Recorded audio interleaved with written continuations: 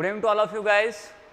Arunoday IAS में आप सभी लोगों का स्वागत करता हूं। मेरा नाम अमित कपूर है। हम लोग बात कर रहे हैं उन 150 घंटे के बारे में जिसमें हमें कंप्लीट सिलेबस जो है वो कराना है। ठीक है, इन 150 घंटों में हमें प्रारंभिक परीक्षा का जो भी सब्जेक्ट है, history, geography, polity, economy, science tech, environment, इन सारे मुद्दों पे हम लोग बात कर रहे हैं। ठीक है, तो आज ये दूसरी क्लास है, जिस पे हम लोग बात करने वाले हैं। और कल हमने कुछ चर्चाएं की हुई थी। देखो वो चीज़ें समझ में आई होंगी, ऐसा मैं नहीं कह सकता हूँ कि समझ में नहीं आई होंगी, लेकिन समझ में आएंगी। ठीक है, तो हम लोग बात कर रहे हैं यहाँ पे 150 घंटे में कंप्लीट करा रहे हैं पूरा प्रारंभिक परीक्षा का कोर्स। इवन जो नए व्यूवर्स हैं, देख लो भाई, जब भी आपको देना होगा एग्जाम, बस इतना ही पढ़ के चला जाना, 2 बार क्लास देख लेना और सारी चीज़ें क्लियर हो जाएंगी। ठीक है, तो आज हम दूसरी क्लास कर रहे हैं यहाँ पे। ओके, हमने कौन कौन से मुद्दों पे बात कर ली हुई थी? ब्रह्मांड की बात कर ली थी हमने, कैसे इसकी उत्पत्ति हुई है। बिग बैंग थ्योरी के बारे में हमने बात करी हुई थी। आकाश गंगा है, और जो यहाँ पे तमाम सारे फॉर्मेशन है, तारों की फॉर्मेशन जो है, उसके भी बारे में हमने बात कर ली हुई थी। ठीक है, तारों की उत्पत्ति और विनाश कैसे होता है। सोलर सिस्टम की हम लोग बात कर रहे हैं। ठीक है, हम लोग क्या सोलर सिस्टम की बात कर रहे हैं, और इसके भी बारे में हमने चर्चा कर ली हुई थी। एक बात और ध्यान से सुन लो। क्या ध्यान से सुनना है भाई, कि इसका जैसे कि इसमें ऑर्डर दिया गया है, जो इसका ऑर्डर दिया गया है उसको एक बार फिर से समझ लो, क्योंकि मैं एक एक करके इन सारे ग्रहों के बारे में चर्चा करने वाला हूं। तो ऑर्डर एक बार देख लो। सबसे नजदीक कौन सा है? मरकरी है, फिर इसके बाद में विनस है, फिर अर्थ है, मार्स है, जुपिटर, सैटर्न और यूरेनस और ये नेपच्यून। ठीक है, तो ये 8 के 8 है। यहाँ पे 9 नहीं है, ध्यान रखना, 9 ग्रह नहीं है। ठीक है, 8 ही है। और वो 2006 में एक यम था, उसको हटा दिया गया हुआ था। ठीक है, तो इनके बारे में हम लोग विस्तार से चर्चा करने वाले हैं। हमने ये भी डिस्कस कर लिया हुआ था कि ये वाला जो पोर्शन है, ये पार्थिव ग्रह कहे जाते हैं, और ये जो है आंतरिक ग्रह भी इनको कहा जाता है, इनको आंतरिक ग्रह भी कहा जाता है। इसकी भी हमने बात कर ली हुई थी। ये कैसे हैं? बाहरी ग्रह कहा जाता है इनको। ये कैसे हैं? बाह्य ग्रह बोला जाता है इनको। ठीक है, और ये कैसे? गैसीय पिंड है, ये बहुत बड़े गैसीय पिंड है, ये ठोस नहीं है। ये कैसे है? ये ठोस नहीं है। ठीक है, ये ठोस नहीं है। बात समझ में आ गई? चलो, तो ये आपने मोटा मोटी बात कर ली। अब हम इसके बारे में बात करते हैं। देखो क्वेश्चन जो यूपीएससी पूछेगा, यहाँ पे कौन कौन सी गैसें मिलती, वैसे तो अमून पूछता नहीं है, लेकिन कभी कभी सिली क्वेश्चन पूछ देता है, जो आप लोग क्या करते गलत करके आ जाते हैं। तो वो सारे गलत ना हो क्वेश्चन, और यहाँ पे कौन कौन सी गैसें मिल रही हैं, ठीक है, वो यहाँ पे आपको क्वेश्चन पूछा जा सकता है। ठीक है, चलो आओ देखते हैं भाई। इसके बारे में हमने बात कर ली हुई थी। सूरज, ये सारे मुद्दों पे हमने बात कर ली हुई थी। जो हम आज बात कर रहे थे यहाँ पे ग्रहों के बारे में, विस्तार से इसकी चर्चा करने वाले हैं। ठीक है, विस्तार से चर्चा करने वाले। हमने चर्चा यहाँ तक की हुई थी। ठीक है, यहाँ तक हमने कर ली हुई थी। ओके, आज हम जो बात करने वाले हैं वो सौर मंडल के ग्रहों का सूर्य से दूरी के बढ़ते क्रम में विवरण निम्नानुसार जो है, इसकी बात हमने करते हैं। ठीक है, तो सबसे पहले बात है मरकरी की बात करेंगे, बुध की बात करेंगे। ठीक है, तो इसमें फैक्ट हैं, यूपीएससी में पूछे जा सकते हैं, इवन स्टेट पीसीएस में भी ये पूछे जा सकते हैं। ठीक है, और पूछे भी जाते हैं। तो सबसे पहला पॉइंट इसमें देखेंगे, बुध जो है वो सूर्य का सबसे निकटतम तथा सौर मंडल का सबसे छोटा ग्रह है। कंफ्यूज नहीं करना, सबसे छोटा ग्रह कौन सा है? यहाँ पे बुध है, और ये सूर्य के सबसे निकटतम है। ये 88 दिनों में सूर्य की परिक्रमा पूर्ण कर लेता है। ठीक है, 88 दिनों में सूर्य की परिक्रमा पूर्ण कर लेता। पृथ्वी कितने दिन में करती है? 365 दिन में। ठीक है, 6 घंटे और उसमें आप जो ऐड कर सकते हैं। ठीक है, तो और ये पृथ्वी तथा सूर्य के बीच में होने के कारण बुध एवं शुक्र को आंतरिक ग्रह भी कहते हैं, आंतरिक ग्रह भी इनको बोलते हैं। वायुमंडल के अभाव के कारण बुध पर जीवन संभव नहीं है, क्योंकि यहाँ दिन अति गर्म, बहुत ज्यादा गर्मी होती है, और रातें कैसी होती हैं? बर्फीली होती हैं। हम किसकी बात कर रहे हैं? बुध की बात कर रहे हैं। ठीक है, तो इसका तापांतर क्या है? तापांतर जो है सभी ग्रहों में सबसे अधिक है। कितना है? 560। ठीक है, 560 है। बुध का एक दिन पृथ्वी के 90 दिनों के बराबर होता है। फैक्ट ध्यान रखना, पॉइंट को नोट कर लिया जाए यहाँ पे। बुध का एक दिन जो है वो पृथ्वी के 90 दिनों के बराबर होता है और इसका जो मास होता है, मास में पृथ्वी का 1/18वां भाग है। कितना है? 1/18वां भाग है। और बुध सबसे पास से गुजरने वाला कृत्रिम उपग्रह जो है, बुध के सबसे पास अभी तक का कृत्रिम उपग्रह जो है, जो आर्टिफिशियल सैटेलाइट जिसको हम लोग लॉन्च करते हैं, छोड़ते हैं किसी ग्रह का अध्ययन करने के लिए, तो सबसे नजदीक से जो गुजरा हुआ है उसका नाम क्या है अभी तक का? मैरिनर 10 है। ठीक है, मैरिनर 10 है, इसको याद रखेंगे। क्यों? क्योंकि सुमेलित करने के लिए यूपीएससी में क्वेश्चन कई बार पूछे गए हैं कि वो यान बताइए या सैटेलाइट बताइए, कृत्रिम सैटेलाइट बताइए, और उसके सामने जो है उसमें ग्रह के नाम दे दिए जाते हैं। जैसे बुध को ऐसे लिखा जाएगा, बुध, और इसके बाद में उसके सामने लिखा रहेगा कुछ और। हाँ, तो उसको ध्यान रखना, सुमेलित करने के लिए पूछा जाएगा। तो मैरिनर जो है वो बुध के लिए है, और इसका कोई उपग्रह नहीं है, इसका कोई सैटेलाइट नहीं है, उपग्रह नहीं है। ठीक है, जैसे पृथ्वी का उपग्रह कौन सा है? चंद्रमा है, इकलौता ही है, इकलौता ही है। ठीक है, नेक्स्ट देखो 20 अक्टूबर, कुछ इंफॉर्मेशन और ले लो यहाँ पे, क्योंकि यहाँ पे तमाम सारे क्या है प्रक्षेपण यान जो है वो भेजे गए हैं, तो उसमें भी सुमेलित करने के लिए पूछा जा सकता है। 20 अक्टूबर 2018 को कोरू फ्रेंच गुयाना से एरियन 5 प्रक्षेपण यान, ठीक है, प्रक्षेपण यान द्वारा बेपी कोलंबो नाम क्या है इसका? बेपी कोलंबो नामक बुध ग्रह के विषय में अध्ययन करने हेतु पहला यूरोपीय मिशन प्रक्षेपित किया गया था। कब किया गया है? 2018 में। बहुत पुरानी बात नहीं है, क्वेश्चन पूछा जा सकता है। ठीक है, और यह अंतरिक्ष यान पृथ्वी के निकट से 1 बार, शुक्र के निकट से 2 बार तथा बुध के निकट से 6 बार गुजर चुका है। अंततः दिसंबर 2025 में बुध की कक्षा में प्रवेश करेगा। ठीक है, तो इसको ध्यान रखेंगे आप लोग, बुध की कक्षा में इसको प्रवेश कराने के लिए प्रयास किए जा रहे हैं। यूरोपीय मिशन है ये एक। ठीक है, तो अभी क्या है, अभी ये चल रहा है, अभी 2025 में पहुंचेगा, इस वजह से ये इंपॉर्टेंट है। ठीक है, इस वजह से ये इंपॉर्टेंट है। ठीक है, नेक्स्ट देखो, शुक्र की बात करना है, विनस की बात करना है। यह सूर्य से निकटवर्ती दूसरा है, जैसा कि अभी हमने देख लिया था, फोटो आपको दिखाई थी हमने। ठीक है, तथा सूर्य की परिक्रमा 225 दिनों में पूरी करता है और यह ग्रहों की सामान्य दिशा के विपरीत सूर्य की पूर्व से पश्चिम दिशा की ओर परिक्रमा करता है। ये हमने बात कर ली हुई थी, अभी हमने बात एक बार और देख लो। ये सूरज है, ठीक है, यहां पे क्या है, शुक्र है। तो बाकी जो ग्रह हैं वो कैसे? घड़ी की सुई के उल्टी दिशा में काम करते हैं, बाकी ग्रह। लेकिन यहां पे जैसे ये पृथ्वी है, ये पृथ्वी, ये क्या है, शुक्र है, तो ये कैसे, ये क्लॉकवाइज दिशा में काम करता है, घूमता है, सूर्य का चक्कर लगाता है। ठीक है, बात समझ में आ गई? यहाँ पे कैसा क्लॉकवाइज है, क्लॉकवाइज जो है वो चक्कर लगाता है। ठीक है, कौन? ये शुक्र की बात हम लोग कर रहे हैं। ठीक है, शुक्र की बात कर रहे हैं, और यह पृथ्वी के सर्वाधिक निकट है, पृथ्वी के सर्वाधिक निकट है, जो सूर्य तथा चंद्रमा के बाद सबसे चमकीला दिखाई पड़ता है। ध्यान दें, यहाँ पे सूर्य तथा चंद्रमा के बाद सबसे चमकीला दिखाई पड़ने वाला ग्रह कौन सा है?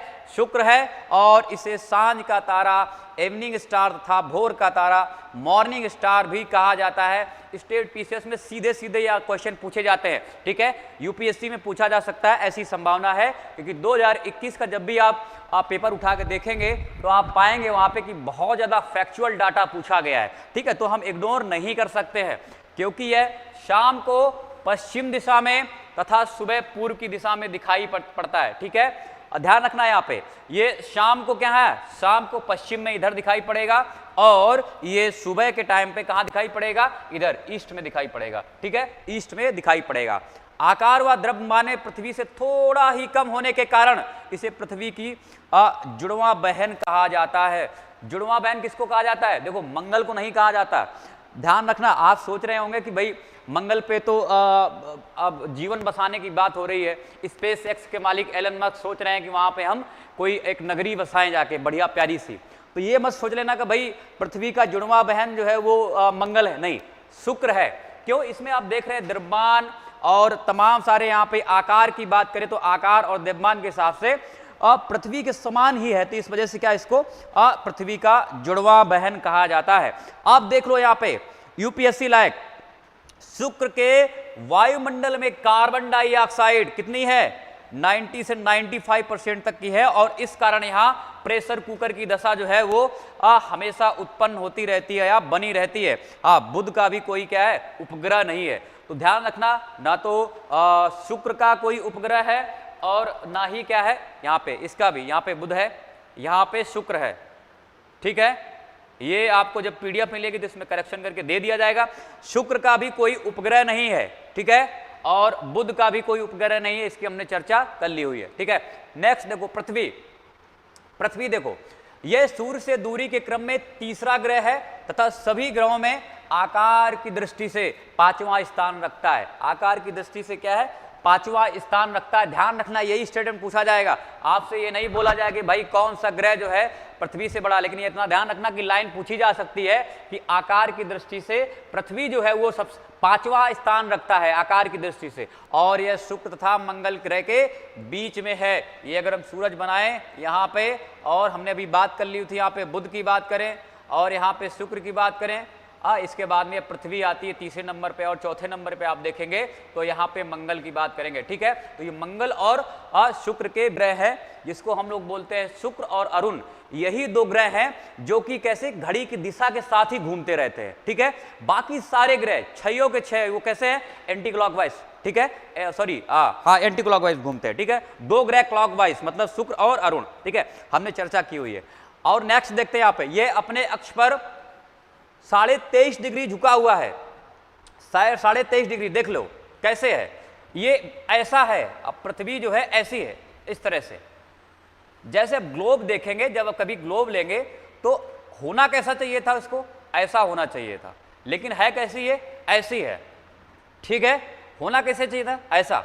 तो इसके बीच का जो आप कोण देख रहे हैं, जो कोण देख रहे हैं, ये कितना है, 23.5 का जो है 23.5 अंश पर झुकी हुई है, 23.5 अंश पर झुकी है। और पृथ्वी का कक्षीय समतल जो है, कक्षीय समतल कितना कोण बनाता है, 66.5 का बनाता है, 66.5 का बनाता है। ये पूछा जा सकता है, ठीक है। पृथ्वी का कक्षीय स्थल जो है वो 66.5 का कोण बनाता है, और पृथ्वी जो है अपने अक्ष पर 23.5 अंश पर झुकी हुई है, 23.5 अंश पर झुकी हुई है। कॉन्सेप्ट क्लियर हो गया होगा।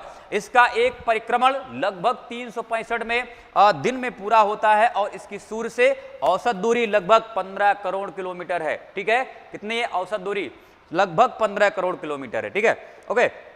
चारों ओर मध्यम तापमान, ऑक्सीजन, प्रचुर मात्रा में जल की उपस्थिति के कारण यह सौर मंडल का अकेला ऐसा ग्रह जहां पे जीवन है, ठीक है, जहां पे जीवन है। हमारी वसुंधरा पे ही जीवन है, बाकी अभी तमाम सारे ग्रहों पर ऐसी तलाश जारी है कि कहीं पे जीवन मिल जाए, या कोई ऐसी दशाएं हो जहां पे हम जीवन को जो है वहां पे कोई नगरी ऐसी बसा सके, जैसे कि स्पेस एक्स के मालिक एलन मस्क जो है वो ऐसा बोलते हैं, ठीक है। तो अंतरिक्ष से जल की अधिकता के कारण कैसा नीला दिखाई पड़ता है। हमारे कितना है, 71% तो जल है, 71% पृथ्वी पर जल है, इस वजह से कैसा ये नीला दिखाई पड़ता है, और इस वजह से इसको नीला ग्रह भी कहा जाता है, ठीक है। बात समझ में आ गई।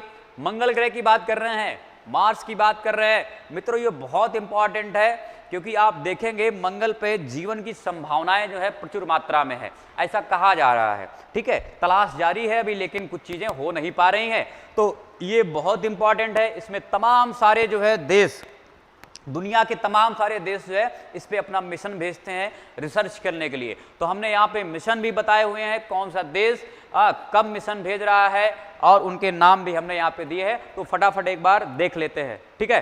देखो सबसे पहले इसके फैक्ट देख लेते हैं, फैक्ट देखते हैं, ठीक है। यह सूर्य से दूरी के क्रम में अभी हमने दिखा दिया होता, फोटो दिखाई हुई थी, पृथ्वी के बाद चौथा ग्रह है, पृथ्वी के बाद चौथा ग्रह है। परिक्रमा कितने दिन में पूरी करता है, 668 दिनों में परिक्रमा पूरी करता है, 687 दिनों में, 687 दिनों में यह परिक्रमा पूरी करता है। और मंगल की सतह लाल होने के कारण से लाल ग्रह बोला जाता है, ठीक है। और लाल ग्रह क्या है, यहां पे कहा जाता है लोहा तमाम टाइप का बना हुआ है, लोहे की वजह से, ठीक है, लोहे की वजह से यहाँ पे क्या है, ये आप इस पे जैसे आप कह सकते हैं वो जंग लग जाता है उस तरह से, ठीक है। तो यहाँ पे ये इस वजह से इसकी सतह कैसी है, लाल है। जिनको नहीं पता है कि लाल सतह किस कारण से है, तो वहाँ पे लोहे की उपस्थिति ज्यादा है, ठीक है। और जब वाष्पीकरण होता है तो उसमें जंग लग जाती है, और इस वजह से क्या है, उसकी सतह नीली हो जाती है जंग लगने, सॉरी लाल हो जाती है जंग लगने की वजह से, ठीक है। बात समझ में आ गई।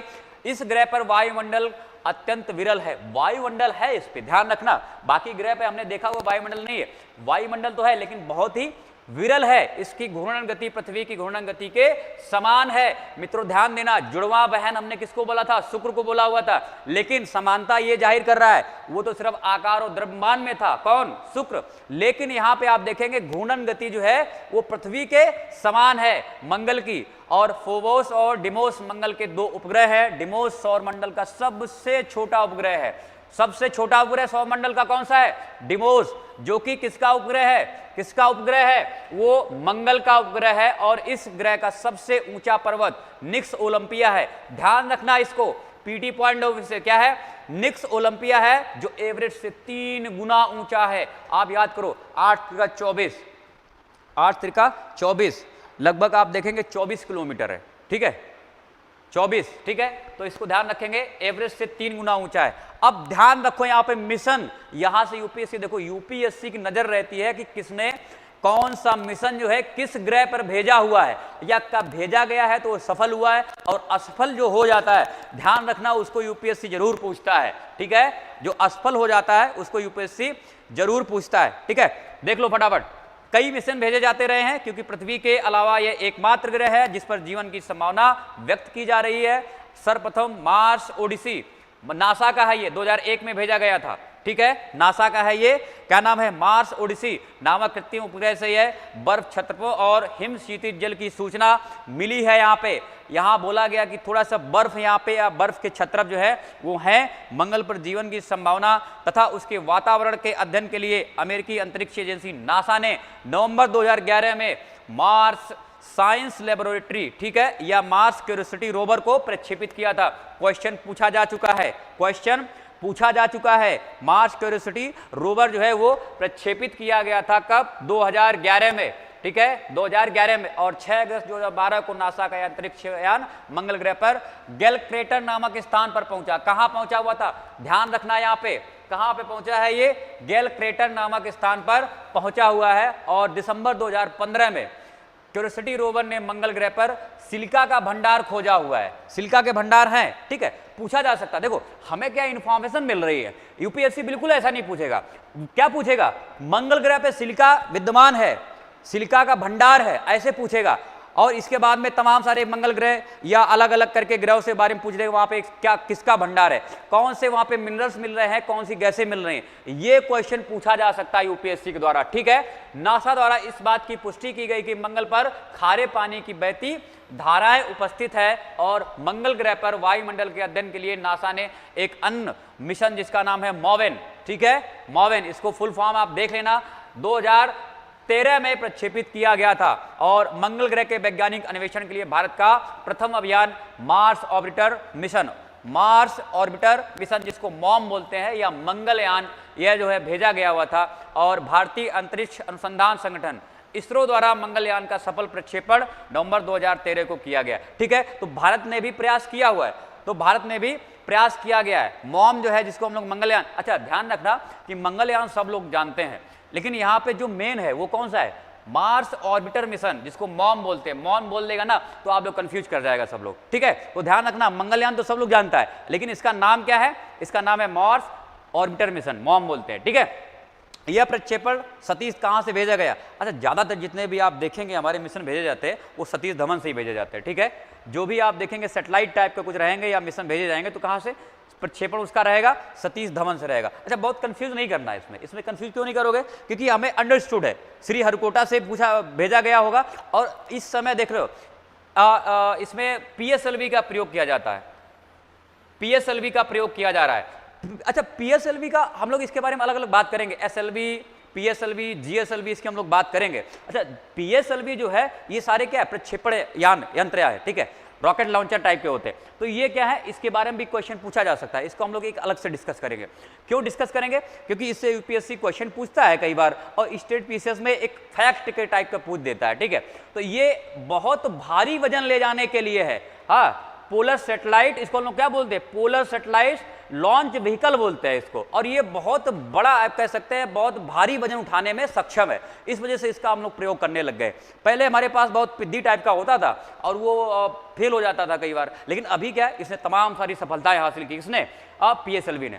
तो ये पीएसएलवी C-25 के माध्यम से PSLV C-25 के माध्यम से किया गया, जो मंगल ग्रह की कक्षा में 24 दिसंबर 2014 को पहुंचा हुआ था। और इस सफलता से भारत मार्सियन एलीट क्लब, ध्यान रखना यहां पे कह रहे 3 लोग शामिल है, 3 देश शामिल है, किसमें?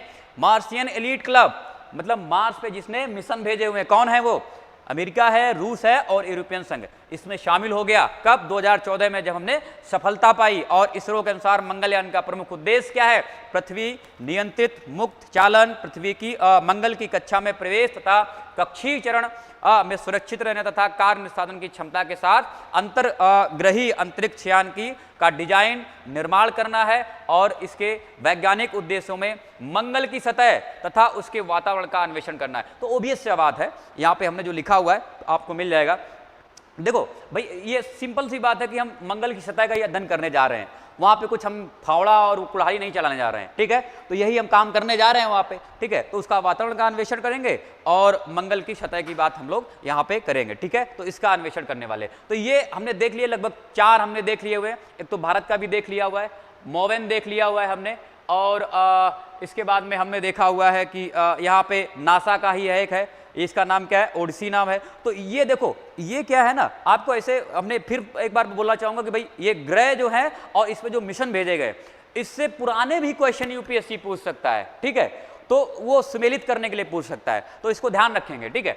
हाँ, देखो मेरा स्टाइल यही है कि पढ़ाओ और क्वेश्चन कहाँ से पूछा जा सकता है, जब तक ये नहीं पता चलेगा ना तब तक आप ध्यान भी नहीं दोगे, ऐसे तो पढ़ते जाओगे, ठीक है? और कैसे क्वेश्चन पैटर्न कैसा पूछेगा यूपीएससी, वो भी मैं बताता चलता हूं। तो ये सारी चीजें आपको ध्यान में रखनी पड़ेगी। एक और है, देख लो यहाँ पे इनसाइट, ये भी नासा द्वारा भेजा गया हुआ है। डिस्कवरी का कार्यक्रम के तहत ये मिशन था। डिस्कवरी उसका एक कार्यक्रम है जिसके तहत क्या है, ये इनसाइट, इसका नाम बड़ा लंबा चौड़ा है लेकिन पूछेगा यही यूपीएससी, इनसाइट। इस मिशन के अंतर्गत नासा द्वारा मंगल ग्रह की आंतरिक, ध्यान रखना, आंतरिक और बाह्य संरचना के अध्ययन के लिए इस ग्रह की सतह पर एक भूभौतिकी लैंडर 2018 में उतारा गया हुआ था, ठीक है? लैंडर देखो क्या होते हैं, लैंड कर जाते हैं और वो सतह का अध्ययन करते जाते हैं, ठीक है? ऑटोमेटिक अपना अध्ययन करते जाते हैं, ठीक है? तो इसको हम लोग क्या बोल रहे हैं, ये लैंडर उतारा था। तो इसके अंतर्गत मंगल की सतह पर एक भूकंप मापी और एक तापमापी यंत्र स्थापित किया जाएगा। और इस मिशन के अंतर्गत मंगल ग्रह के कोर वाला एरिया, ये वाला बात समझ रहे हैं, कोर, ये कोर होता है, ठीक है? फिर मेंटल और फिर क्रस्ट के आकार, मोटाई और घनत्व तथा इस ग्रह के आंतरिक भाग से निकलने वाली ऊष्मा की दर का अध्ययन किया जाएगा। भारत में भी है ना, क्रस्ट है, मेंटल है, इसके बाद में कोर, ठीक है? तो इसकी अध्ययन किया जाएगा पूरी तरह से। तो ये सारे मुद्दे थे। बृहस्पति देख लो, हमने बना रखा हो इसको, क्यों? अच्छा, हमने और भी चित्र नहीं दिए हुए हैं, इसका चित्र क्यों दिया? इसमें कुछ खास बात रही होगी, ठीक है? इसकी बृहस्पति की कुछ खास बात रही होगी। हाँ, वो देखो आभा मंडल दिख रहा है ना, एक तरह से ये आभा मंडल दिख रहा है। देखो क्या है इसमें, ये सौर मंडल का सबसे बड़ा ग्रह है। पॉइंट को नोट कर लिया जाए, कंफ्यूज नहीं करना है बिल्कुल से, ठीक है? क्या है? ये सबसे बड़ा ग्रह है। ये सूर्य की परिक्रमा 11.9 वर्ष में पूरी करता है और सौर मंडल में इसके 67 उपग्रह है, जिसमें गैनीमीड सबसे बड़ा है। क्या है इसमें? गैनीमीड सबसे बड़ा है, गैनीमीड सबसे बड़ा है। और इसके आप देख लो एक बार फटाफट, बृहस्पति ये सबसे ज्यादा है। देखो ये ध्यान रखना, कई बच्चे मुझसे पूछते हैं कि बृहस्पति का है या फिर इसमें आप देखेंगे कि शनि,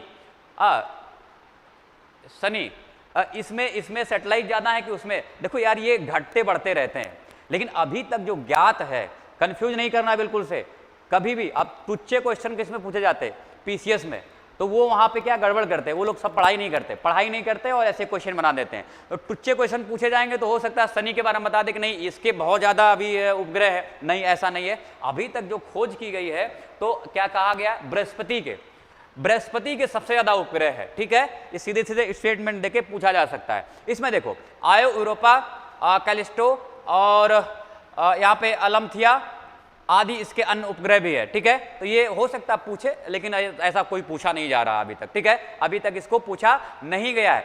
बृहस्पति को लघु सौर तंत्र बोला गया है।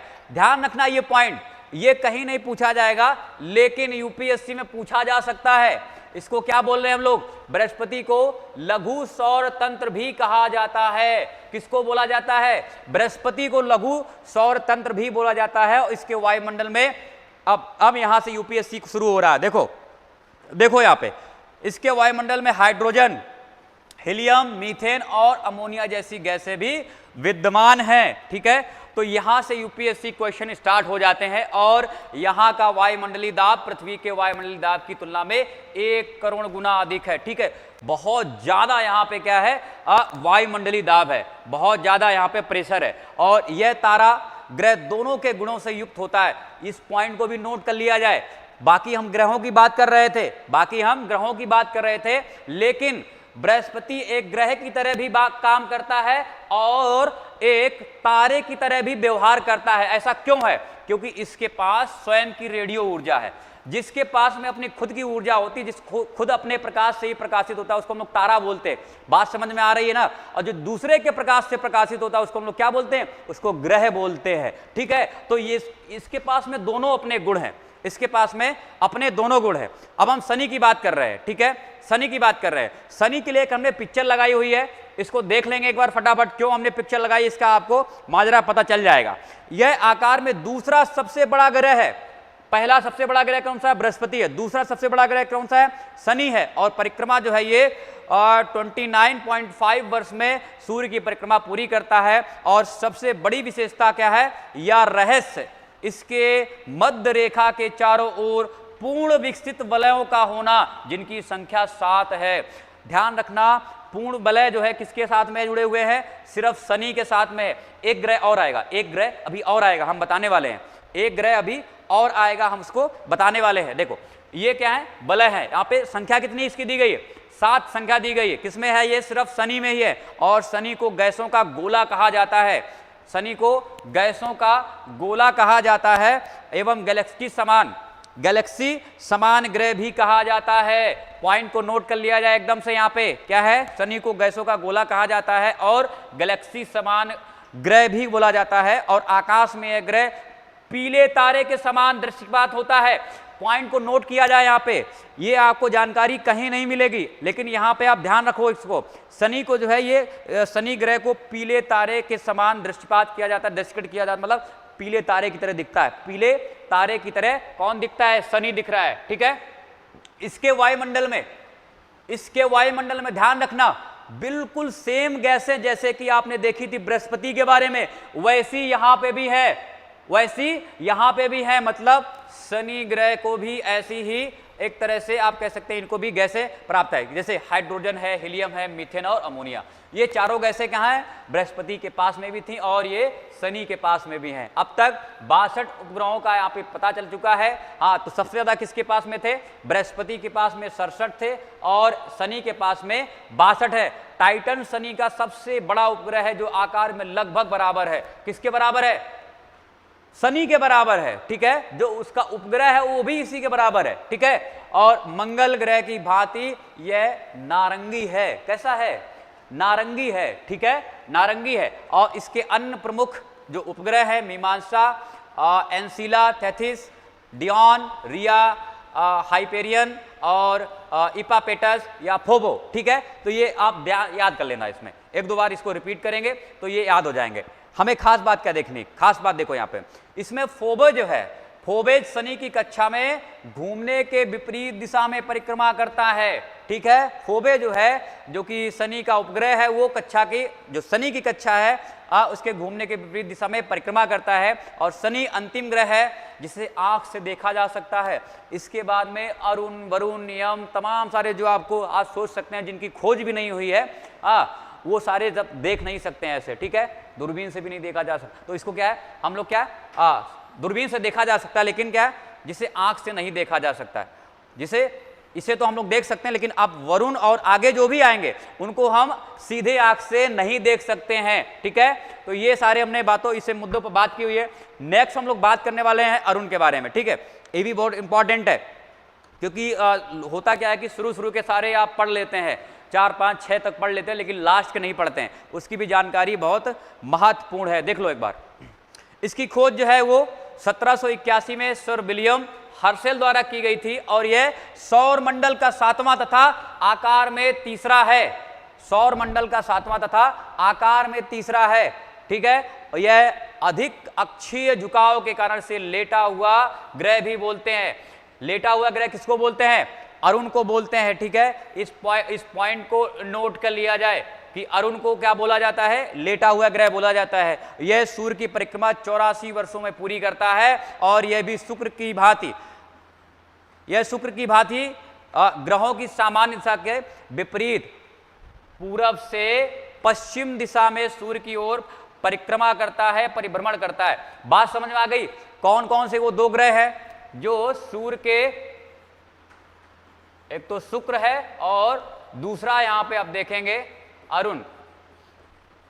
ओके, ये क्या करते हैं, सूरज ये है, अभी हमने फिर बता देता हूं एक बार, सूरज ये है और ये कैसी परिक्रमा कर रहे हैं, मान लो यहां पे शुक्र होगा, यहां पे क्या है, अरुण है। तो बाकी ग्रह क्या करते हैं, ये एंटी क्लॉकवाइज करते हैं। बाकी ग्रह कैसे, ऐसे घूमते हैं। लेकिन ये दोनों भाई साहब क्या कर रहे हैं, ये दोनों क्या कर रहे हैं, ये घड़ी की दिशा में घूम रहे हैं। बाकी ग्रह कैसे हैं, घड़ी की दिशा के विपरीत घूमते हैं, ठीक है, घड़ी की दिशा के विपरीत घूमते हैं। लेकिन शुक्र और अरुण जो है वो घड़ी की दिशा के साथ घूमते हैं, ठीक है। तो ये बातें हमने दोबारा या तीसरी बार चौथी बार हमने कर ली। एक खास बात और देख लो, यहाँ पे इस ग्रह, जो ये ग्रह, इस ग्रह पर वायुमंडल बृहस्पति और शनि की ही भांति काफी सघन है, जिसमें हाइड्रोजन, हीलियम, मीथेन एवं अमोनिया है। तो तीन ऐसे हमें ग्रह मिले हुए हैं, बृहस्पति मिला हुआ है, शनि मिला हुआ है और अरुण मिला हुआ है, जिसमें हाइड्रोजन, हीलियम, मीथेन और अमोनिया है। और दूरदर्शी से देखने पर यह हरा दिखाई पड़ता है। ध्यान रखना, ये कैसा दिखाई पड़ रहा है, हरा दिखाई पड़ता है। क्या नाम है इसका, लाल से लिख रहा हूं लेकिन हरा दिखाई पड़ता है। क्या नाम है उसका, अरुण नाम है। देखो नेक्स्ट, सूर्य से दूर होने के कारण यह काफी ठंडा है। शनि की भांति अरुण के भी चारों ओर वलय हैं, जैसा कि अभी हमने देखा हुआ था, जैसा कि हमने अभी देखा हुआ था यहाँ पे। जैसे ये वलय यहाँ पे दिख रहा है, जैसे वलय दिख रहा है शनि में दिख रहा है, उसी तरह से क्या है, यहाँ पे आप देखेंगे अरुण में भी क्या है, वलय दिख रहे होंगे, ठीक है, अरुण में भी वलय। तो दो ऐसे हमें तारे मिले हुए हैं जिसमें वलय है, दो ऐसे हमें तारे मिले हुए हैं जो कि बाकी ग्रहों से उल्टी परिक्रमा करते हैं सूर्य की, ठीक है। वो कौन कौन से हैं, शुक्र और अरुण, ठीक है। नेक्स्ट देखो यहाँ पे और ये इनके चारों ओर क्या है, वलय है, इनकी संख्या 5 है। कौन कौन से हैं, अल्फा, बीटा, गामा, डेल्टा और एप्सिलॉन, ठीक है, एप्सिलॉन। और इनके 27 उपग्रह है। नंबर 3 पे है ये, नंबर तय ध्रुवीय प्रदेश, इसके जो ध्रुवीय प्रदेश है कौन से, ये एरिया, नॉर्थ पोल और साउथ पोल। यहां पे इनको देखेंगे सूर्य से अधिक ताप और प्रकाश मिलता है दोनों को, ठीक है। तो इसके ध्रुवीय प्रदेशों में काफी ज्यादा प्रकाश और वो ऊष्मा मिलती है, प्रकाश मिलता है, ठीक है। नेक्स्ट देखते हैं, नेपच्यून के बारे में बात कर रहे हैं, वरुण के बारे में। इसकी खोज जर्मन भूगोल शास्त्री जोहान गाले ने की थी और यह 165 दिनों में सूर्य की परिक्रमा करता है। सबसे ज्यादा टाइम लगाता है, क्यों, सबसे दूर भी तो है, सबसे दूर भी तो है। यहाँ का वायुमंडल अति सघन है, इसमें हाइड्रोजन, हीलियम, मीथेन और अमोनिया विद्यमान है। तो मित्रों 4 ऐसे हमारे पास में, चारों के 4 जो कि बाहरी ग्रह हैं, उनमें क्या है, चारों के 4 में क्या क्या मिल रहा है, अमोनिया मिल रहा है, हाइड्रोजन मिल रहा है, हीलियम और मीथेन मिल रहा है, ठीक है। अगर कभी यूपीएससी क्वेश्चन पूछे या स्टेट पीसीएस पूछे तो यही जो बाहरी ग्रह हैं, इन चारों बाहरी ग्रह में हीलियम है, हाइड्रोजन है, अमोनिया है और मीथेन है, ठीक है, ये सारे मिल रहे हैं, चारों के चारों मिल रहे हैं। देख लो एक चीज और, ये कैसा दिखाई पड़ता है, अरुण हरा दिखाई पड़ता है, ठीक है। लेकिन ये जो ग्रह है वरुण, ये पीला दिखाई पड़ता है। ये कैसा है, पीला दिखाई पड़ रहा है यहाँ पे। और इसके 13 उपग्रह हैं, इसमें ट्रिटॉन और मेरिड प्रमुख है। 2 इसके उपग्रह हैं, नाम क्या इनका, ट्रिटॉन और मेरिड है। तो इसमें खास बातें क्या निकल गई, देखो पहली बात इसमें निकल के आई कि भाई ये 3 जो बाहरी ग्रह हैं उनके जो गैस वो रखते हैं, इनके पास भी वैसी गैस है। और यहाँ पे आप ये भी देख रहे हैं कि वरुण जो है वो चौथा ऐसा ग्रह है जिसके पास में सबसे ज्यादा उपग्रह हैं, ठीक है। तो ये फैक्ट ध्यान रखना। और नेक्स्ट हम लोग बात कर रहे हैं, एक और यहाँ पे खोजा गया, देख लो, इसको भी हम लोग बोल रहे हैं कैल्ट B9। यह पृथ्वी से लगभग 650 प्रकाश वर्ष दूर अंतरिक्ष में स्थित अब तक का ज्ञात ब्रह्मांड का सबसे गर्म विशाल गैसीय ग्रह है। सबसे गर्म विशाल गैसीय ग्रह, उसका नाम क्या है, कैल्ट 9b। और यह ग्रह की खोज कैल्ट द्वारा की गई, एक टेलीस्कोप है, टेलीस्कोप है, ठीक है। Kilo degree extremely little telescope, ठीक है, इसको नाम क्या दिया गया, केल्ट नाम दिया गया शॉर्ट फॉर्म में, ठीक है। और इस विशाल गैसीय ग्रह का आकार जो है वो बृहस्पति की तुलना में 2.8 गुना अधिक है। पॉइंट को नोट कर लिया जाए यहाँ पे, जो अभी खोजा गया ये जो ग्रह है जिसको केल्ट बोला जा रहा है, ये बृहस्पति से भी बहुत बड़ा है, जबकि बृहस्पति सबसे बड़ा है, ठीक है, बृहस्पति सबसे बड़ा है, लेकिन ये क्या है, उससे भी 2.8 गुना अधिक है इसका आकार, ठीक है, बात समझ में आ गई। और इस ग्रह के दिन वाले हिस्से का तापमान जो है 7800 डिग्री फ़ारेनहाइट होता है, ठीक है, 7800 डिग्री फ़ारेनहाइट से भी ऊपर पहुंच जाता है, ठीक है। तो बहुत ही गर्म ग्रह है ये। प्लूटो की बात करते हैं, प्लूटो की बात करते हैं जिसको हम लोग यम बोलते हैं, जिसको कुबेर बोलते हैं। प्लूटो की खोज कब की गई है, 1930 में की गई है। क्लाउड टॉम्बैक ने की थी, इसकी खोज की गई थी और इसे सौर मंडल का नवा और सबसे छोटा ग्रह माना गया था, लेकिन इसको हटा के दिया गया। ये क्या है, बहुत गड़बड़ कर रहा था, ये बहुत ही गड़बड़ कर रहा था। गड़बड़ क्या कर रहा था, इसकी चाल नहीं सही थी। जिसकी चाल नहीं सही होती उसको क्या, अपने ग्रुप से बाहर कर दिया जाता है। तो इसको भी क्या, उसके ग्रुप से बाहर कर दिया गया कि भाई अब तुम ग्रह नहीं रहोगे, तुम्हारी चाल नहीं सही, तुम पहले चाल सही करो, एक तो तुम धक्का मुक्की करते हो दूसरे ग्रहों के साथ में, ठीक है। तो इसी वजह से इसको हटा दिया गया था। देख लो एक बार फैक्ट देख लो, ठीक है। खोज की गई सबसे छोटा ग्रह 2006 तक रखा गया था साथ में, लेकिन चाल नहीं सुधरी तो 2006 में इसको हटा दिया गया कि अपनी चाल सुधारो पहले, इसके बाद में हम आपको गिनेंगे। तो ये 2006 में चेक गणराज्य के प्राग में हुए इंटरनेशनल एस्ट्रोनॉमिकल यूनियन IAU के सम्मेलन में वैज्ञानिकों ने इससे ग्रह का दर्जा इससे छीन लिया। वैज्ञानिकों के अनुसार ऐसा ठोस पिंड जो अपना गुरुत्व करने लायक विशाल हो, अपना गुरुत्व करने लायक विशाल हो, जिसके पास गुरुत्वाकर्षण हो, गोलाकार हो वो, और सूर्य का चक्कर लगाता हो, उसे ग्रहों की श्रेणी में गिना जाएगा। बातें तो सारी सही थी इसके साथ में, लेकिन साथ ही इसकी कक्षा पड़ोसी ग्रह के रास्ते में नहीं आनी चाहिए। मैंने जैसा बताया कि इनकी चाल नहीं सही थी, ठीक है, तो इस वजह से इनको हटा दिया। ये तो सारे काम उनके पास में, ये सारी चीजें थी उसके पास में, गुरुत्व भी था, गोलाकार भी, भाई सूर्य का चक्कर भी लगा रहा था, लेकिन क्या है, ये इनकी चाल नहीं सही तो इनको हटा दिया गया। क्या, रास्ते में आ जाते थे, कोई भी ग्रह घूम रहा है तो उसके रास्ते में चले जाते थे, इस वजह से इसको हटा दिया गया, ठीक है। प्लूटो के साथ समस्या ये हुई कि उसकी कक्षा वरुण की कक्षा के साथ ओवरलैप कर रही थी, ठीक है, ओवरलैप कर रही थी, इस वजह से इनको हटा दिया गया। अच्छा, सीरीज, सेरॉन और एरीज को ग्रह मानने के विचार को भी अस्वीकृत कर दिया गया था।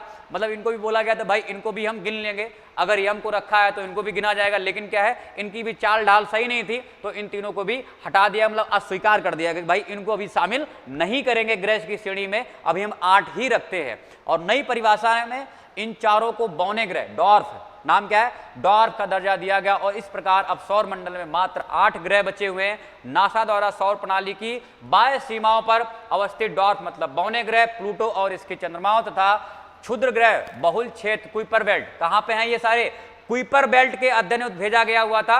और अंतरिक्ष अन्वेषण यान न्यू होराइजन जुलाई 2015 में अपनी यात्रा पूरी कर प्लूटो के निकट पहुंचा हुआ है। तो ध्यान रखना, ये प्लूटो के अध्ययन के लिए बात कर रहा है। प्लूटो के अध्ययन के लिए कौन सा भेजा गया है यान, कौन सा यान भेजा गया है, ध्यान रखना, किसका है ये, नासा का ही है। नासा का इसका नाम क्या है, न्यू होराइजन। कब भेजा गया, 2015 में भेजा गया है। यान ध्यान रखना, जितने भी यान भेजे जा रहे हैं ना वो अध्ययन करने के लिए, उसको ध्यान रखना, कहीं पर नोट भी कर लेना एक जगह पे, ठीक है। वहां से सम्मिलित करने के लिए 101% पूछा जाता है, ठीक है, अभी नहीं तो कहीं पे पूछा जाएगा। यूपीएससी अगर पूछ चुका होगा तो स्टेट पीसीएस में कहीं ना कहीं पूछेगा ही, ठीक है। तो इसको आप क्या करेंगे, एक बार नोट कर लेंगे, कौन सा जो है मिशन भेजा गया है और कौन से देश ने भेजा हुआ, एजेंसी कौन सी, बस इतना ध्यान रखना, इससे ज्यादा कहीं नहीं पूछा जाता है, ठीक है। सैटेलाइट की बात करें, अच्छा एक और यहाँ पे पॉइंट रह गया है, ठीक है। यह प्लूटो और इसके 5 चंद्रमाओं, जैसा कि हमने देख लिया हुआ, वो वही चीज है, उसके अन्वेषण कर आंकड़े और चित्र पृथ्वी पर संप्रेषित करेगा, मतलब भेजेगा, सेंड करेगा, ठीक है। तो ये इस वजह से ये भेजा गया हुआ है। उपग्रह की बात करते हैं, सैटेलाइट क्या होते हैं, देख लो भाई, ये वे आकाशीय पिंड है जो अपने ग्रह की परिक्रमा करते हैं, जैसे कि पृथ्वी का कौन सा उपग्रह है, चंद्रमा, उसकी परिक्रमा कर रहा है, ठीक है। तो हम लोग क्या बोलते हैं, उपग्रह बोलते हैं, उसको सैटेलाइट बोलते हैं। और अपने ग्रह के साथ साथ सूर्य की भी परिक्रमा करते हैं, उसको हम लोग क्या बोलते हैं, सैटेलाइट बोलते हैं, उपग्रह बोलते हैं। जैसे चंद्रमा जो है पृथ्वी का भी चक्कर लगाता है, सूरज का भी चक्कर लगाता है, ठीक है।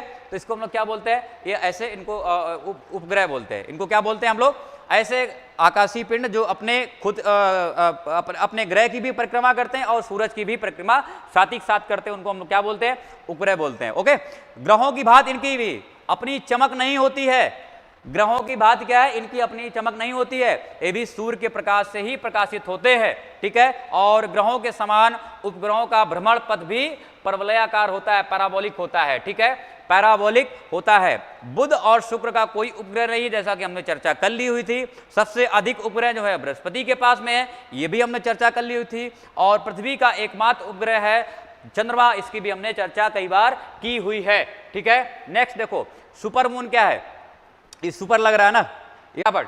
अच्छा, क्वेश्चन पूछा जा सकता है, ध्यान रखना, ये सब कैसे, ये भाई डेफिनेशंस हैं, जो लोग भी देख रहे हैं ये डेफिनेशंस में दे रहा हूं, तो उसको ध्यान से सुनना, क्योंकि यूपीएससी जब भी ऐसी कोई घटना होती है ना, तो यूपीएससी क्या करता है, घुमा के ऐसे पूछ देता है, और ये तो घटनाएं होती रहती हैं, बात समझ रहे हो ना, ये घटनाएं होती रहती हैं। तो देख लो, चंद्रमा है लेकिन चमक बहुत ज्यादा रहा है, इसको हम लोग क्या बोलते हैं, सुपर मून बोलते हैं। देखो, चंद्रमा एवं पृथ्वी के बीच की दूरी औसतन कितनी है, 384,000 किलोमीटर है, याद कर लेना, कोई दिक्कत नहीं।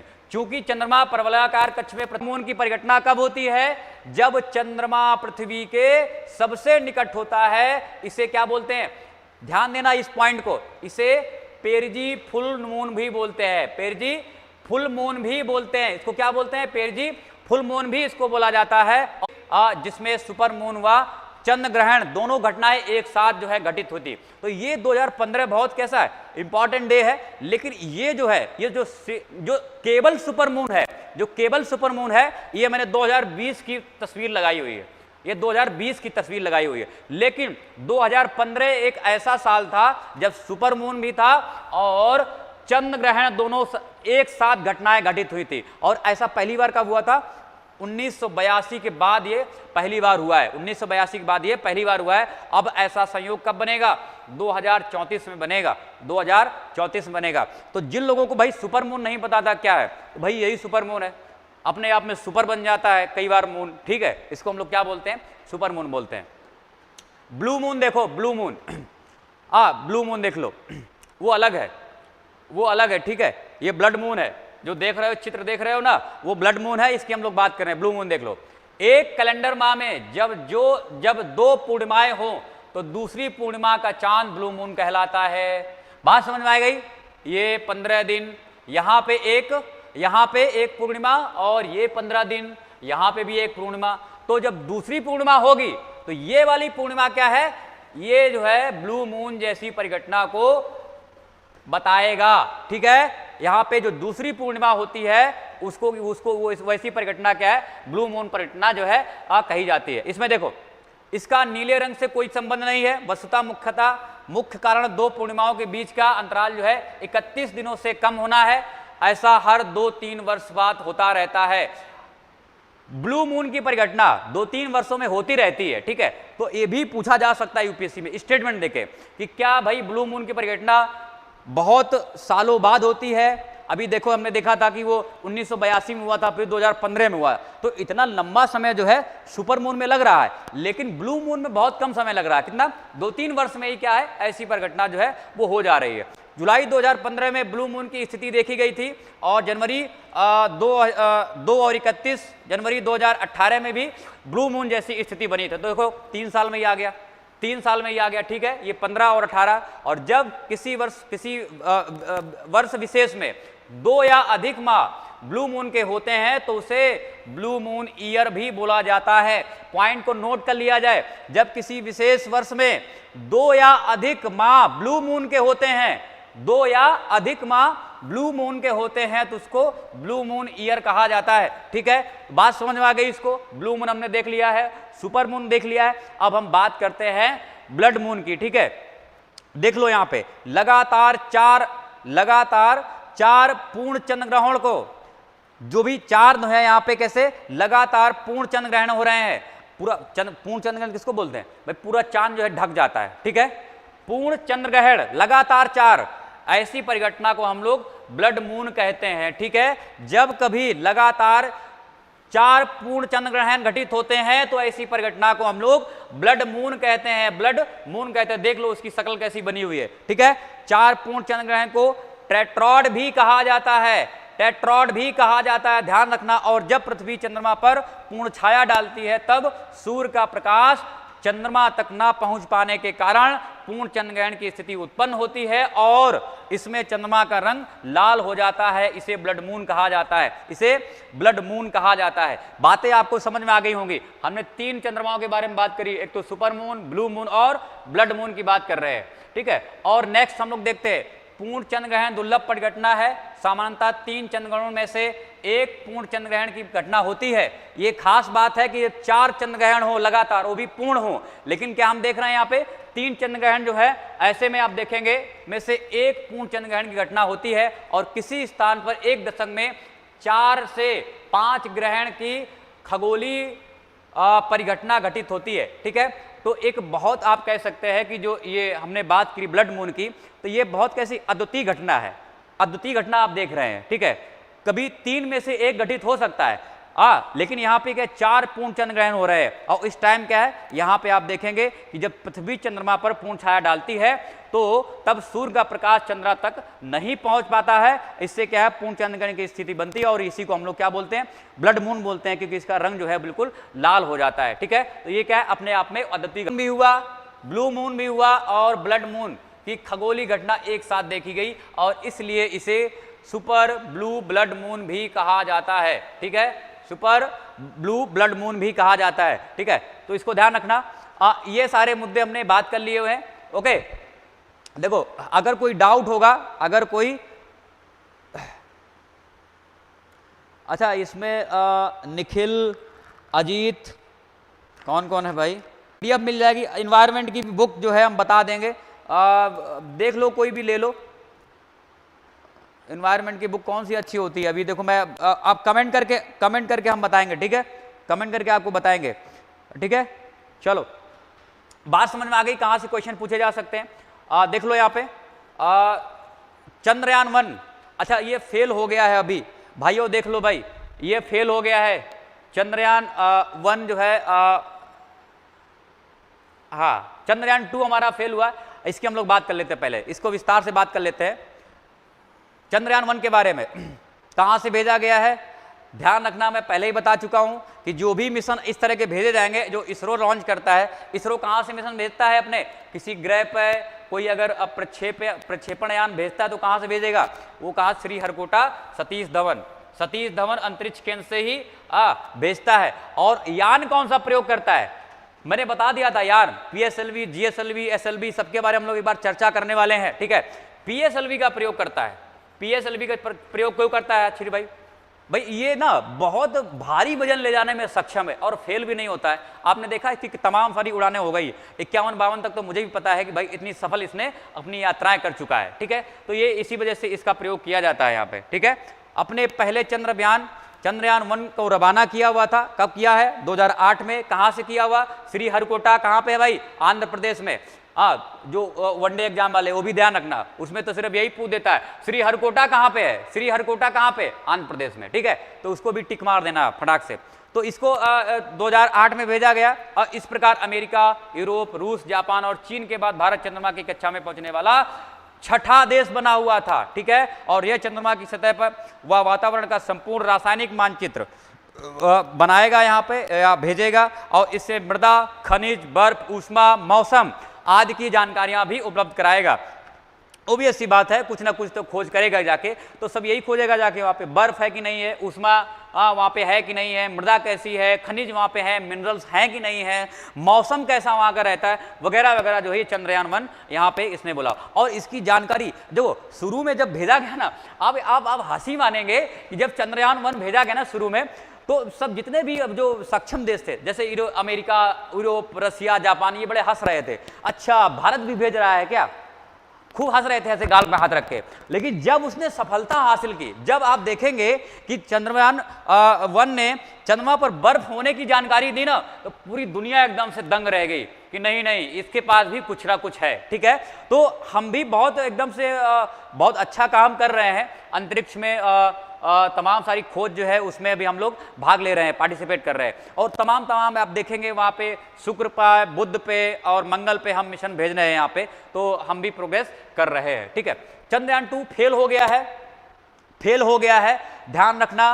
क्वेश्चन तो पूछा गया है मेंस में क्वेश्चन पूछा जा चुका है। ठीक है, आप लोग एनालिसिस करता है कि नहीं करता है? सब लोग एनालिसिस करो जाके क्वेश्चंस का, डेली 1-2 क्वेश्चन देखो जाके। ठीक है, पीटी का भी और मेंस का, क्योंकि मैं तो देखता रहता हूं, इस वजह से बता देता हूं इसके बारे में। चंद्रयान 2 फेल हो गया है, क्या क्या चीजें इसमें थी, फेल हुआ, इंपॉर्टेंट है नहीं, ये भी पूछा जाता है यूपीएससी में। क्या क्या लगा हुआ था? एक तो ऑर्बिटर था, लैंडर था जिसका नाम क्या है, ये तो वनडे एग्जाम में कई जगह पूछा भी जा चुका है, वनडे एग्जाम में पूछा गया। इवन मुझे याद आ रहा कि कई जगह स्टेट पीसीएस में भी पूछा गया है कि उसका जो लैंडर है उसका नाम क्या है, बताइए। ठीक है, आप लोग अगर दे रहे होंगे सीरियसली तो आपको पता होगा। तो लैंडर क्या नाम था इसका? विक्रम नाम है। हाँ, इसको ऑर्बिटर और लैंडर, और तीसरा यहाँ पे रोवर जिसका नाम प्रज्ञान। ये नहीं पूछा गया अभी, ये रोवर जो है इसका नाम नहीं पूछा गया, नाम क्या है इसका? प्रज्ञान नाम है। वनडे एग्जाम वालों और स्टेट पीसीएस वालों, यूपीएससी में पूछा जा सकता है। 2021 का पेपर देख लो एक बार, आंखें खुल जाएंगी कि कितना फैक्ट पूछ रहा है। ठीक है, और यह यान 2023 यह यान जो है 23 दिन पृथ्वी की परिक्रमा करने के बाद 20 अगस्त 2019 को चंद्रमा की कक्षा में प्रवेश कर गया। और इसरो के अनुसार चंद्रयान 2 ऑर्बिटर के रूप में 1 वर्ष तक चंद्रमा की परिक्रमा करता रहेगा। ठीक है, ऑर्बिटर का मुख्य कार्य चंद्रमा का मानचित्रण करना, सौर विकिरण की तीव्रता का परीक्षण करना और मैग्नीशियम, एल्युमिनियम, सिलिकॉन तथा कैल्शियम आदि प्रमुख तत्वों की उपस्थिति का जांच करना। मित्रों, ये जो स्टेटमेंट है ये यूपीएससी का स्टेटमेंट है। ठीक है, ये स्टेट पीसीएस में आपको नहीं पूछा जाएगा, ये कहाँ का है, ये सिर्फ यूपीएससी का स्टेटमेंट है, तो इसको ध्यान से आप देखेंगे। हालांकि ये फेल हो गया है तो बहुत चिंता की बात नहीं, हम अगले चरण में इसको देखेंगे कैसे ये काम करेगा। ठीक है, और यह चंद्रमा के ध्रुवीय क्षेत्रों में पानी, बर्फ का मात्रात्मक अनुमान लगाने का प्रयास करेगा। ये भी यूपीएससी की लाइन है, स्टेटमेंट है, बिल्कुल से ध्यान रखना। चंद्रयान 2 चंद्रयान 1 मिशन का ही क्या है, अगला चरण है। ठीक है, हालांकि ये कैसा हुआ है, फेल हो गया है। ठीक है, पॉइंट को नोट कर लिया जाए, पास नहीं हुआ है। बात समझ में आ गई होगी, कोई दिक्कत तो नहीं है। नेक्स्ट देखो, चीन का युतु।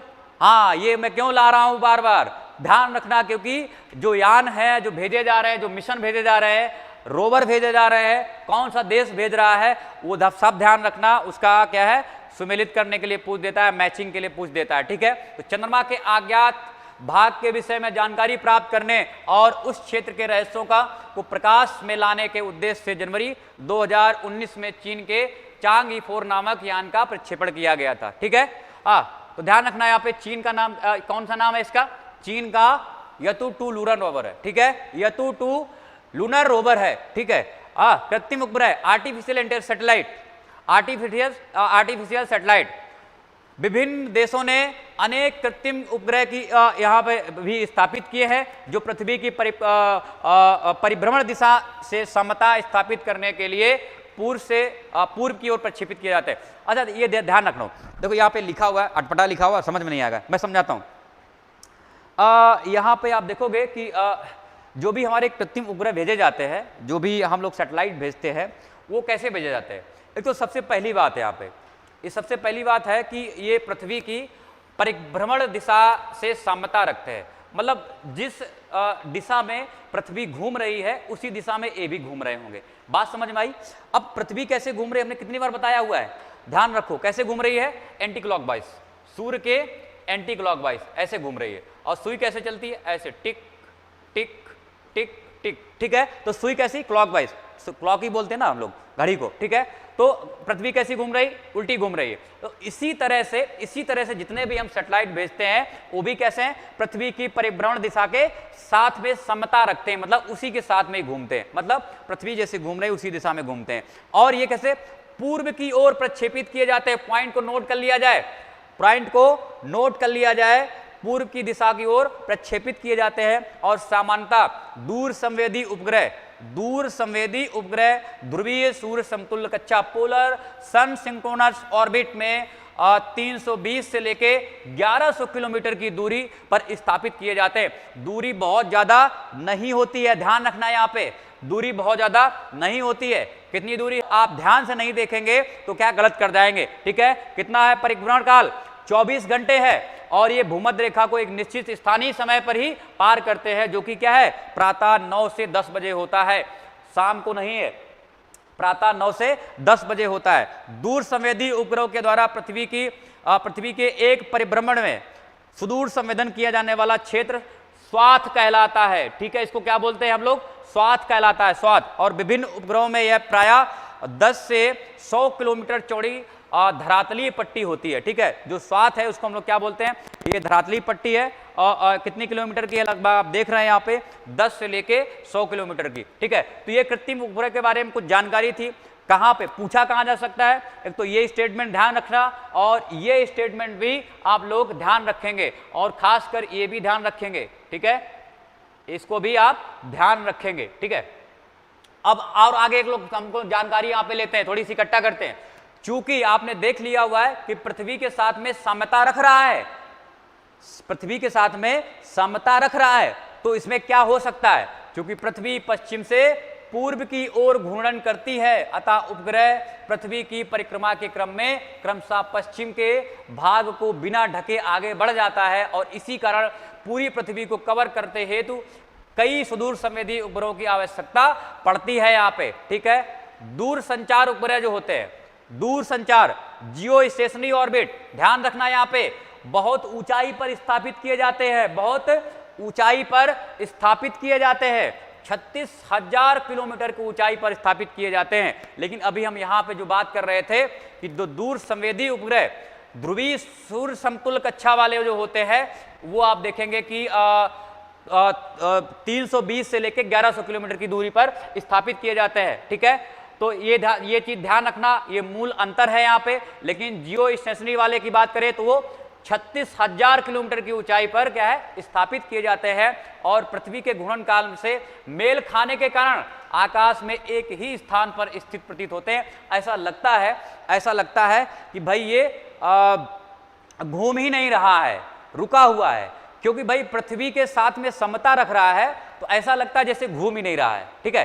तो हालांकि घूम रहा होता है, और इसी कारण से क्या बोलते हैं, भूस्थैतिक उपग्रह भी बोलते हैं, भूस्थैतिक उपग्रह भी बोलते हैं, जियो स्टेशनरी ऑर्बिट भी इसको बोला जाता है। क्या बोला जाता है, जियो स्टेशनरी ऑर्बिट भी बोला जाता है, स्थैतिक, ठीक है।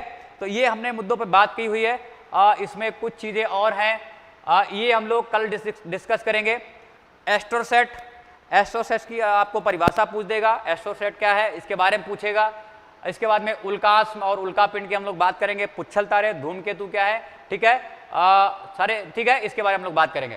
क्षुद्र ग्रह क्या है इसके बारे में बात कर लेंगे, और पृथ्वी की गतियां ये कल हम लोग करेंगे, ठीक है। तो ये यहाँ से काफी ज्यादा क्वेश्चन पूछे जाते हैं, और बड़े घुमा के पूछे जाते हैं, बड़े घुमा के क्वेश्चन पूछे जाते हैं। मैं सारे क्वेश्चन बताऊंगा कैसे कैसे जो है यूपीएससी पैटर्न जो है वो यहाँ पर फॉलो करता है, ठीक है। तो हम लोग बात करने वाले हैं, ठीक है। तो ये हम लोग कल यहाँ से करेंगे, ये कुछ चीजें और हम लोग देख लेंगे, हम लोग कल यहाँ से बात करने वाले हैं, ठीक है। Thanks to all of you. और एक हमारी क्लास अभी 6 बजे भी होगी पॉलिटी की, तो उसको भी आप लोग देखेंगे। जैसे कि हमने बताया हुआ था भाई कि 150 घंटे में हम इसको पूरा करा रहे हैं, 150 घंटे में इसको पूरा करा रहे हैं। तो आप लोग क्या क्लासेस करते रहेंगे, ठीक है।